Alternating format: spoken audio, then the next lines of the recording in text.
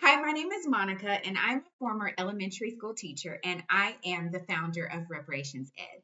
And through Reparations Ed, I help educators deepen their knowledge of educational equity and social justice to create better educational experiences for Black students. Are you a teacher of Black students? Well, the reason that I focus on Black students is because if you've ever looked at any piece of assessment data, like standardized testing data, who is always at the bottom of every academic measure? It's usually Black students. And when you look at discipline data, who receives more exclusionary discipline? That's right, Black students. There's something going on with Black students that we need to address. Have you ever sat and asked yourself, why do these students underperform? Why do they experience more exclusionary discipline? Well, that's what I want to talk about today because no one is being brave enough to talk about it. And I don't mean no one because there are people out there that are having these conversations, but I feel like where I live in Texas, not enough people are having these conversations. I worked in public schools for 10 years as a teacher and as an instructional coach around the Dallas Fort Worth area. And I never had any conversations about how to specifically target our Black students. We did not have those deep conversations about race and even how systemic racism comes into play sometimes. We did have conversations about how to better support SPED students or how to support students with behavior concerns or ESL students. But when we have a whole racial demographic of students that are underperforming, let's talk about that. I think one of the biggest reasons why we don't have these conversations in the education spaces is that in America, we still don't know how to talk about race. We're too worried about offending people. We don't have the tools and the strategies to know how to have those productive conversations, especially in conservative states like Texas. I was never once trained on implicit bias or culturally responsive teaching or anything, any anti racism, anything that would have helped me better support our Black students. However, I know that you're here because you are interested in this topic. You want to be a better teacher, you want to help Black students. But I want to go back to my question. Why is it that Black students typically have lower academic achievement, especially on standardized testing measures like the STAR test? STAR is our testing program that we use here in Texas, and it measures what students have learned in the current grade and if they're ready to move on to the next grade level. Now, look, I know there's a lot wrong with these tests, and we can get into that in another video. And even with the SAT test, there's a lot wrong with that. It has a racist origin.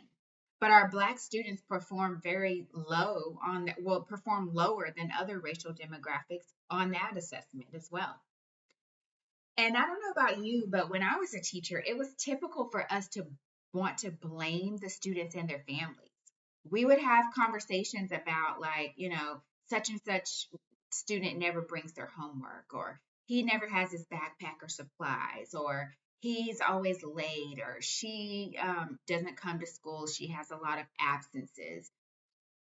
And the underlying message, and although some of that may have been true, but the underlying messaging there is that there's something wrong with the student and their families.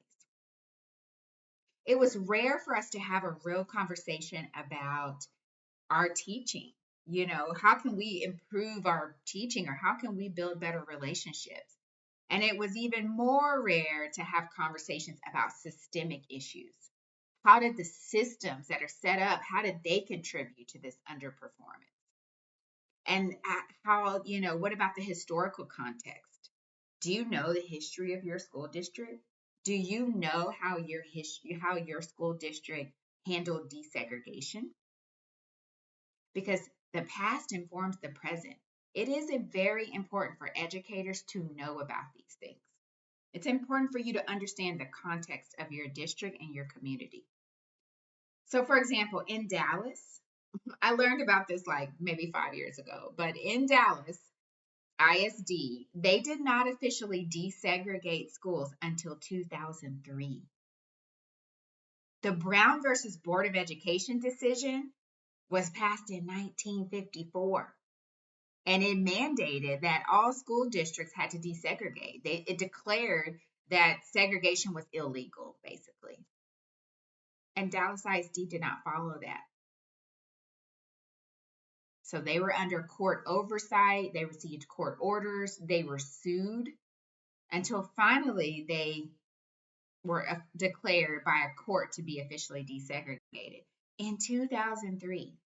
And by that time, the district was only 5% white. And it remains 5% white to this day.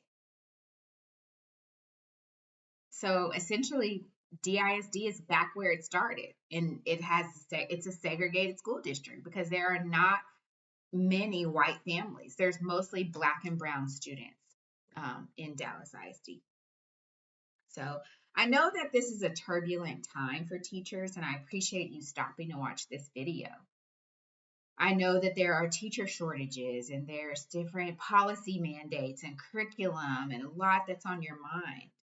But I hope this gives you something to think about, because I truly believe that once you start to critically think about these issues, you can start unlocking the next level of your teaching and really start to connect with yourself as well as your students.